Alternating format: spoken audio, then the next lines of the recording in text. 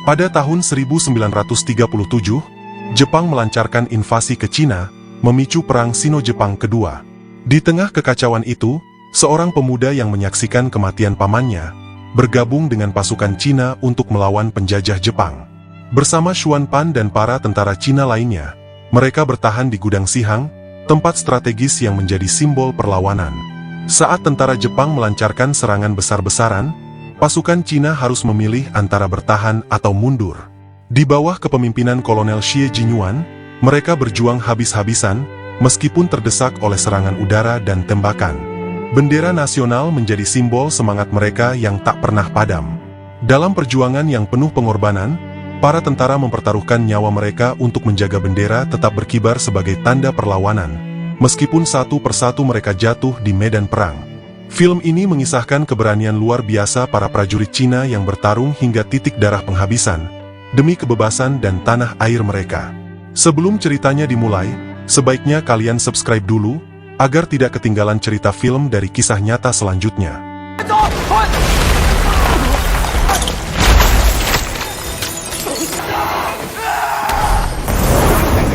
Cerita dimulai saat sekelompok pasukan keamanan dari Provinsi Hubei bergerak menuju kota Shanghai. Mereka terus melangkah melewati ladang jagung yang luas sejauh mata memandang. Meski jalannya panjang dan berat, semangat mereka tetap menyala. Dari kejauhan, kota Shanghai terlihat kacau. Bangunan hancur, asap mengepul, dan jejak perang terasa di mana-mana. Setelah perjalanan yang melelahkan, akhirnya mereka sampai juga di kota itu. Tapi suasananya benar-benar mencekam.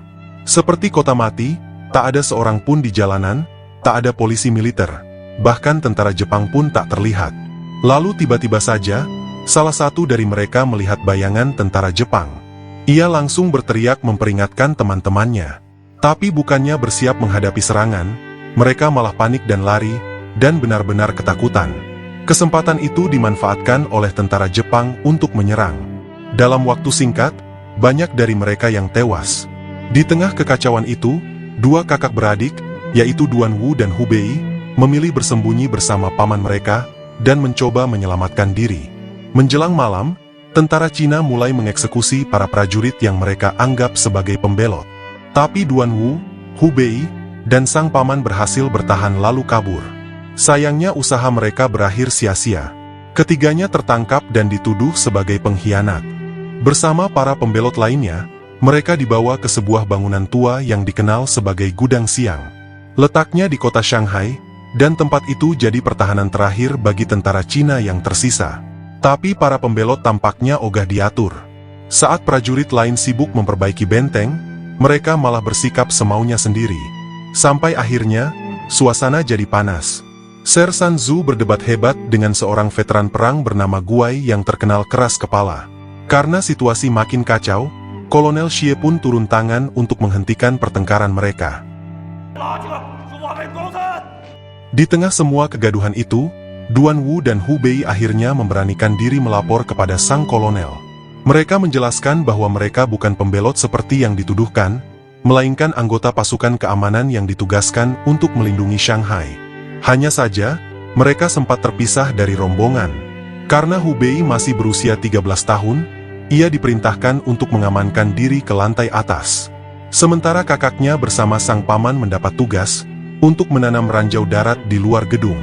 Tapi belum lama mereka mulai bekerja, tiba-tiba terdengar peringatan bahaya yang membuat seluruh pasukan bersiaga. Malam itu hujan turun cukup deras, dan ternyata sumber keributan itu bukan pasukan musuh, melainkan rombongan warga sipil yang sedang mencoba mengungsi ke wilayah konsesi internasional, yaitu daerah yang dikenal sebagai zona aman dalam masa perang. Melihat kesempatan untuk keluar dari medan pertempuran, sang paman buru-buru menyelinap masuk ke dalam rombongan warga, berharap bisa menghindari pertempuran. Namun sesampainya di perbatasan, ia malah dilarang melintas karena mengenakan seragam militer. Berbagai cara sudah dicoba, tapi para penjaga tetap tidak memberinya izin. Di sisi lain, pemandangan di Gudang Siang benar-benar kontras dengan zona aman. Tempat itu tampak gelap, suram, dan mencekam. Sementara di dalam wilayah konsesi, pada hari pertama pengungsian, ribuan warga memenuhi hampir setiap sudut, dan berebut pasokan darurat yang baru saja didistribusikan. Tiba-tiba, Suasana berubah ketika terdengar gemuruh ledakan dari arah pasukan Jepang. Suara itu langsung menyita perhatian para pengungsi. Ternyata, tentara Kekaisaran Jepang mulai melancarkan serangan untuk merebut Gudang Siang, sebagai bagian dari upaya mereka menguasai kota Shanghai. Ratusan prajurit Cina yang tersisa pun langsung bersiap. Pertempuran hari pertama pun dimulai. Serdadu-serdadu Jepang mulai mendekat ke area Gudang Siang. Mereka menyebar jadi dua kelompok, dan beberapa dari mereka bahkan berhasil masuk ke dalam gudang.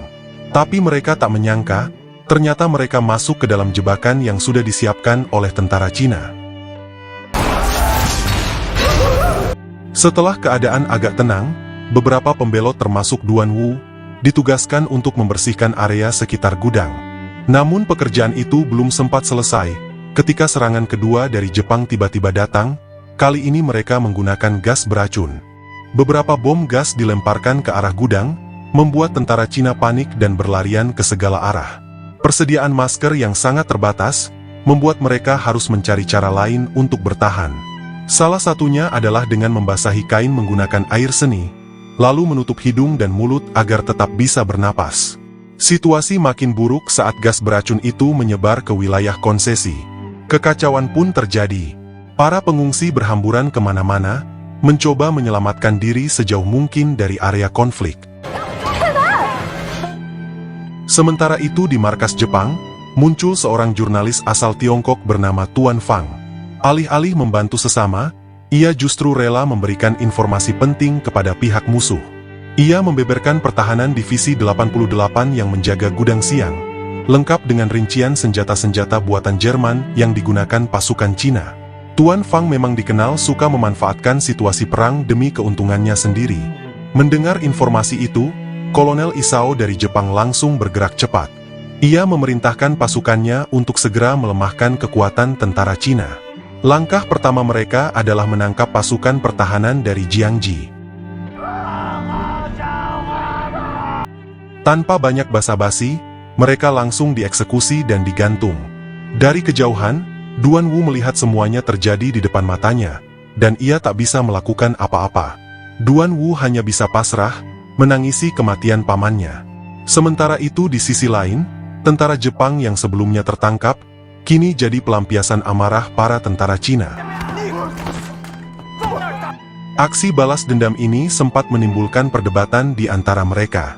Sher Sanju, sosok yang keras dan tegas, memaksa para pembelot pengecut seperti Lau dan Xuan Pan untuk mengeksekusi para tawanan Jepang.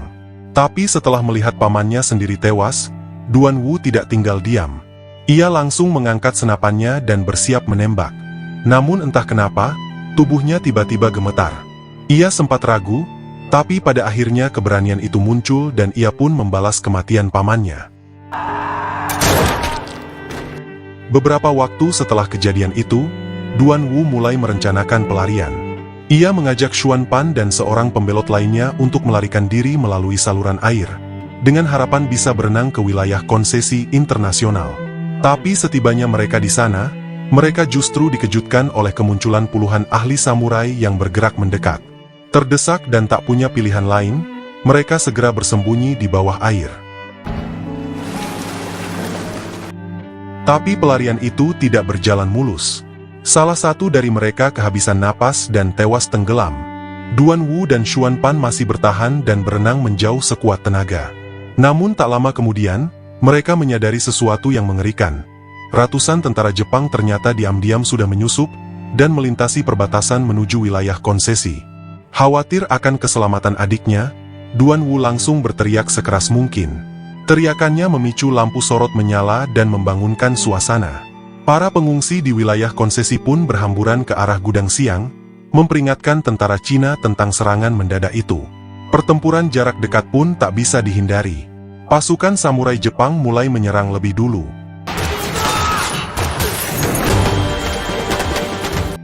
Untuk kesekian kalinya, tentara Cina berhasil menahan gempuran dari pasukan Jepang. Sorak-sorai dari ribuan pengungsi pun menggema, menyambut ketangguhan para prajurit yang terus bertahan di tengah kepungan musuh. Namun di balik kemenangan itu, Duan Wu dan Xuan Pan justru menerima teguran keras dari Kolonel Xie. Baginya, tindakan mereka dianggap sebagai bentuk pelanggaran. Kolonel benar-benar kecewa dengan mentalitas sebagian prajuritnya. Ia bahkan terus mempertanyakan, bagaimana mungkin pasukan Dongbei yang berjumlah ratusan ribu, bisa merasa gentar menghadapi 20.000 tentara Jepang. Kalau Shanghai saja bisa jatuh ke tangan musuh, bagaimana kita bisa berharap bisa mengamankan kota Nanking?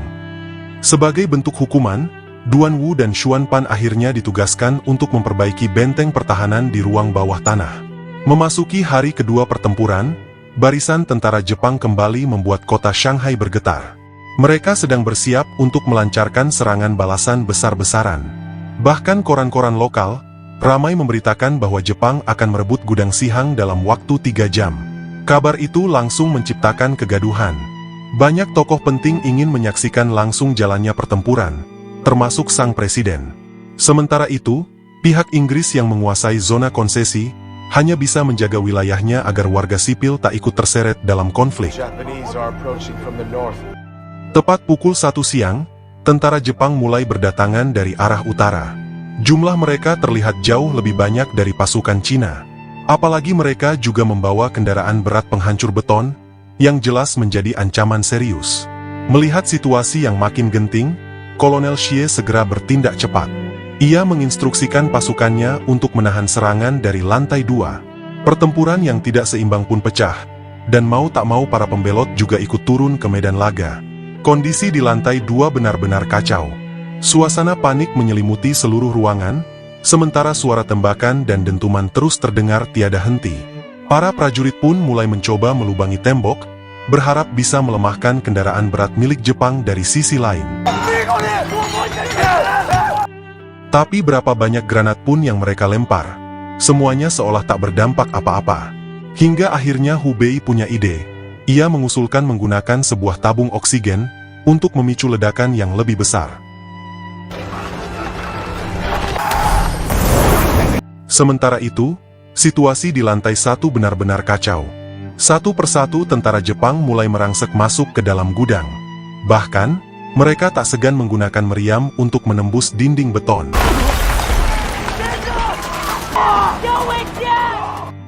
Kondisinya makin tak terkendali ketika tentara Cina mulai berguguran satu persatu. Meski dikenal pengecut, Lau bukan tipe orang yang tega melihat rekannya kesakitan. Ia mencoba melindungi salah satu dari mereka dari serbuan tentara Jepang. Namun nahas, timah panas menghantam lehernya dan melumpuhkan kakinya. Xuan Pan yang melihat kejadian itu sempat merasa iba, tapi belum sempat berbuat banyak. Peluru lain datang dan mengenai tangannya. Di luar gudang, pasukan Jepang sudah mencapai sisi bangunan. Mereka berlindung di balik pelat baja, bergerak pelan namun pasti, berusaha menghancurkan pertahanan beton itu. Formasi mereka begitu kuat, sampai-sampai granat para tentara Cina pun tak lagi ampuh. Melihat kondisi yang semakin genting, salah satu prajurit Cina akhirnya membuat keputusan yang tak bisa dianggap biasa. Tanpa ragu, ia mengalungkan belasan granat di lehernya, lalu melompat ke arah kerumunan tentara Jepang. Ledakan besar pun terjadi.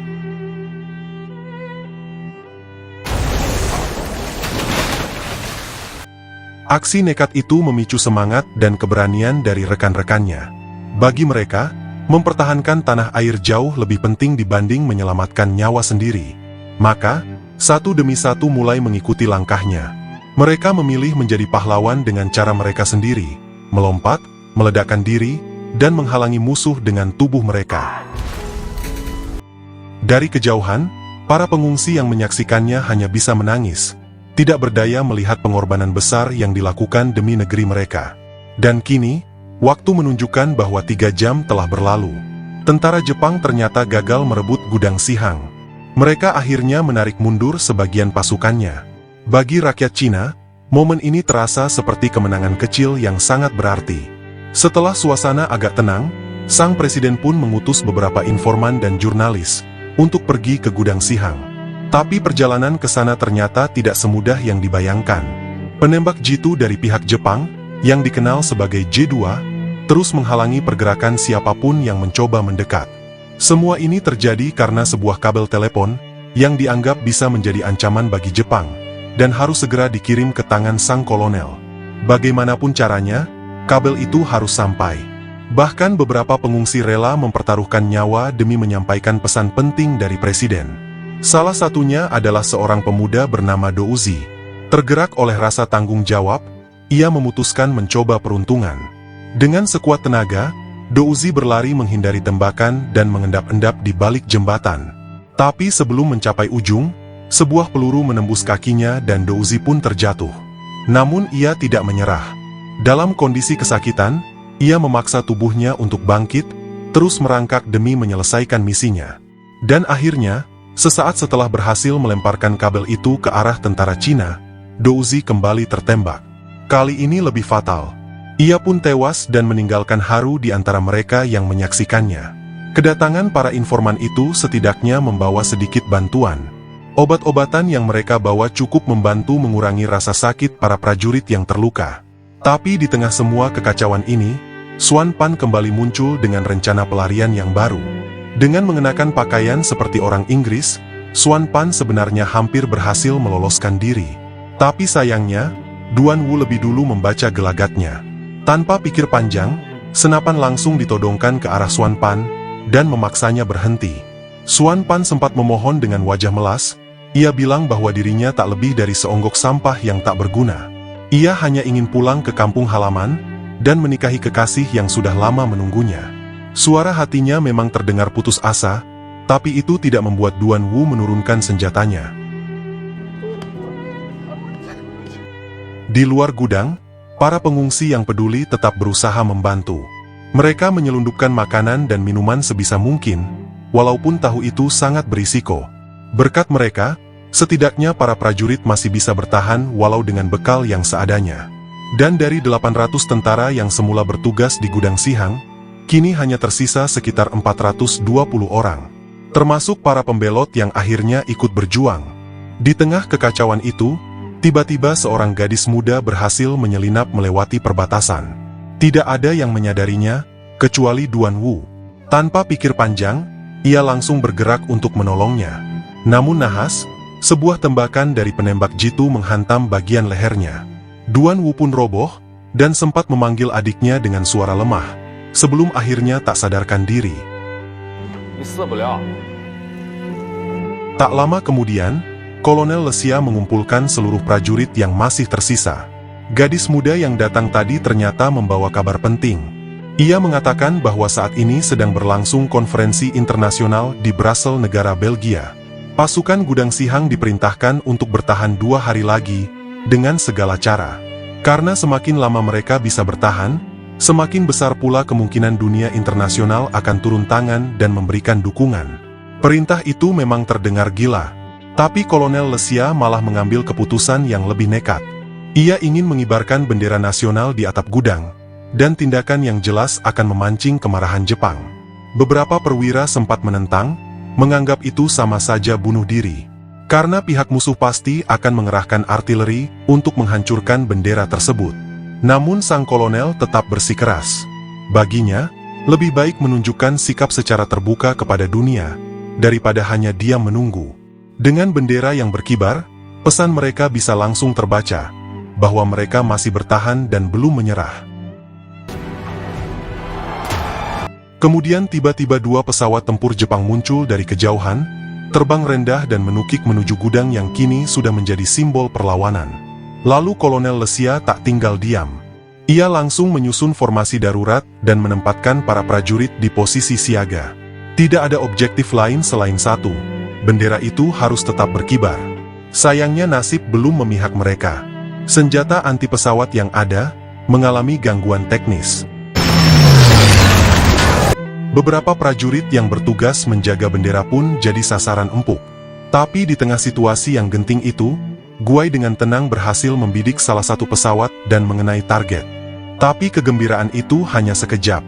Pesawat kedua datang meluncur lebih cepat dari sebelumnya. Namun kali ini, tembakan diarahkan ke kawasan sipil di wilayah konsesi. Pihak Inggris yang menjaga area netral pun marah. Mereka memperingatkan Jepang keras-keras. Jika serangan ini tidak dihentikan, maka akan dianggap sebagai kejahatan perang. Tapi Jepang tidak peduli. Mereka tetap menggempur habis-habisan. Lalu ledakan berikutnya mengguncang atap gudang dan bendera nasional itu pun tampak oleng. Mereka bukan lagi bertarung untuk menang, tapi mereka bertarung agar dunia tahu bahwa mereka tidak menyerah. Akhirnya satu demi satu prajurit gugur. Hingga akhirnya Goi yang tubuhnya nyaris tak kuat berdiri, bergegas memanjat kembali ke atap. Ia mengikatkan bendera di tiang lalu berteriak sekuat tenaga, meminta evakuasi bagi rekan-rekannya yang terluka parah. Sarsanzu yang berada tak jauh segera mendengar teriakan itu. Ia melompat dari tempat persembunyian, lalu berlari ke arah atap. Sementara itu, Duan Wu yang meskipun masih menahan rasa sakit dari luka tembak sebelumnya bersiap kembali untuk bertempur. Karena di tengah kekacauan, hanya satu hal yang mereka yakini, bendera itu bukan kain biasa, tapi harga diri bangsa mereka. Tembakan yang dilepaskan Duan Wu akhirnya berhasil mengenai pesawat Jepang, memaksa pesawat itu mundur ke markas mereka. Lalu dalam satu tembakan balik, Duan Wu tertembak di bagian perutnya. Rasa sakit yang luar biasa memaksa tubuhnya terjatuh. Hubei yang menyaksikan kematian kakaknya, hanya bisa menatap dalam keheningan. Kematian Duan Wu adalah sebuah pukulan yang tak terbayangkan. Tidak hanya kehilangan seorang pahlawan, tapi juga satu-satunya keluarga yang ia miliki. Beberapa waktu setelah pertempuran, kabar tak terduga menyebar. Perdana Menteri Belgia terlibat dalam sebuah skandal korupsi besar, yang membuatnya harus mundur dari jabatannya. Kejadian ini membawa dampak besar terhadap diplomasi internasional, dan salah satunya adalah penundaan konferensi Brussels yang rencananya akan digelar kembali pada 3 November. Rencana yang semula diakini bisa membawa harapan bagi Cina, kini seperti hanya ilusi yang hilang. Pengorbanan ribuan jiwa di medan pertempuran terasa seperti sia-sia, tanpa mendapatkan dukungan yang mereka harapkan dari dunia internasional. Meskipun terjegal oleh kegagalan diplomasi, delegasi Cina terus berusaha menghubungi negara-negara besar, melakukan dialog, dan menggali kemungkinan dukungan internasional atas serangan tentara Jepang. Hari keempat pertempuran, dan suasana di sekitar gudang Sihang semakin mencekam. Kolonel Isao dan Kolonel Xie akhirnya mengadakan pertemuan di sebuah jalan dekat gudang, yang kini telah menjadi medan pertempuran yang tak berkesudahan.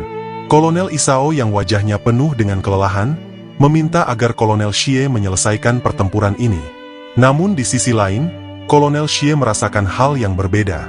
Ia menerima surat perintah dari komisaris untuk menarik mundur pasukannya ke wilayah konsesi Inggris. Keputusan yang sulit baginya, namun ia tahu bahwa keputusannya tak hanya untuk dirinya, tetapi untuk keselamatan orang-orang yang ada di bawah komandonya. Tidak peduli siapa yang menang atau kalah, perang ini harus segera berakhir. Kemenangan di medan perang tak ada artinya, jika mereka harus mengorbankan lebih banyak nyawa yang tak berdosa. Malam semakin larut, namun suasana di sekitar gudang Sihang tak pernah benar-benar tenang. Komisaris terus mendesak Kolonel Xie untuk menghentikan perjuangan para prajuritnya. Ia meyakinkan Kolonel Xie bahwa melanjutkan pertempuran hanya akan memperburuk keadaan. Para prajurit yang telah bertahan begitu lama di medan pertempuran, pengorbanan mereka tak bisa dipandang sebelah mata. Namun, seiring berjalannya waktu dan semakin menipisnya kekuatan mereka, Kolonel Xie tahu bahwa satu-satunya jalan keluar adalah mematuhi perintah tersebut. Dengan berat hati, Kolonel Xie menanggalkan senjatanya dan memutuskan untuk memberi pemahaman kepada para prajuritnya. Mereka harus melintasi jembatan menuju wilayah konsesi, tempat yang dianggap aman, meskipun perjalanannya penuh dengan bahaya. Misi mereka adalah bertahan hidup, dan itu lebih penting dari sekadar menang. Namun, untuk mewujudkan hal itu, beberapa prajurit termasuk Guai dan Hubei, memilih untuk tetap tinggal. Mereka tahu bahwa mereka harus mengalihkan perhatian musuh, meski nyawa mereka taruhannya. Mereka bergerak dengan hati-hati, mendekati markas tentara Jepang dengan harapan dapat memberikan waktu lebih bagi rekan-rekannya untuk melarikan diri. Tapi yang mengejutkan, pihak Jepang ternyata telah mengetahui rencana mereka. Mereka sudah bersiap dengan segala taktik untuk mencegah pelarian tersebut. Dalam momen yang penuh ketegangan, Kolonel Xie memerintahkan pasukannya untuk menembak lampu sorot sebagai pertanda untuk bergerak. Namun, tiba-tiba tembakan suar dari pihak Jepang menyinari jembatan, menerangi seluruh kawasan tersebut dan mengguncang hati setiap prajurit yang ada. Para prajurit yang sudah dipenuhi kecemasan, sempat panik dengan kejutan tersebut. Namun, keberanian mereka tidak terhenti di situ. Mereka tetap maju, terus melangkah meskipun setiap langkah terasa semakin berat. Regu pertama, yang dipimpin langsung oleh Kolonel Xie, segera bergerak dengan cepat. Tanpa ada waktu untuk berpikir lebih lama, mereka harus segera menembus garis pertahanan Jepang. Kemudian, Regu kedua dan ketiga menyusul. Serangan bertubi-tubi dari Jepang semakin menyulitkan pergerakan mereka. Tentara Jepang yang mendekat tak memberi ruang bagi siapapun untuk bertahan. Seiring perjalanan mereka, satu persatu prajurit mulai terjatuh. Beberapa dari mereka tertembak, dan darah berceceran di jalanan yang kini menjadi saksi bisu atas perjuangan tanpa pamrih ini. Kolonel Sieh, yang melihat banyak rekannya terjatuh, tidak bisa tinggal diam. Sebagai seorang pemimpin, ia tahu tugasnya bukan hanya memimpin di saat kemenangan, tetapi juga berjuang hingga akhir. Penduduk konsesi yang menyaksikan pembantaian itu merasa terpanggil untuk bertindak. Mereka yang sejak awal hanya menjadi saksi, kini mengambil langkah berani. Sebagian dari mereka mulai memberikan bantuan kepada pasukan yang bertahan, memberikan perlindungan dan dukungan. Bahkan tentara Inggris yang menjaga wilayah konsesi ikut memberikan bantuan, meskipun itu berisiko bagi mereka sendiri. Kolonel Sieh yang terluka namun masih mampu berdiri, berteriak untuk memerintahkan pasukannya agar tetap bergerak menuju wilayah konsesi. Malam itu dengan instruksi yang jelas dari Kolonel Sieh, regu terakhir memutuskan untuk tidak membalas serangan musuh dan lebih fokus pada misi terakhir mereka, yaitu menyeberangi jembatan dengan cepat. Suara tembakan dari belakang terus terdengar, namun mereka menahan diri untuk tidak melawan. Di sekitar jembatan, para pengungsi yang tinggal di wilayah konsesi menyaksikan dengan mata kepala mereka sendiri pengorbanan yang tak terhitung banyaknya. Mereka melihat para prajurit Cina, dengan darah yang mengalir di tubuh mereka, berjalan dan berlari dengan tekad yang tak tergoyahkan. Beberapa di antara mereka jatuh di tengah perjalanan, namun semangat juang mereka tetap hidup. Tentara Jepang tidak menyerah begitu saja. Mereka terus mengejar, dan beberapa prajurit Cina yang sudah terlalu lemah mulai terjatuh satu persatu. Tapi mereka tahu, mereka tidak bisa berhenti. Setiap langkah mereka adalah untuk menghormati pengorbanan yang telah diberikan oleh mereka yang gugur. Para pengungsi yang menyaksikan pemandangan itu tidak bisa menahan air mata.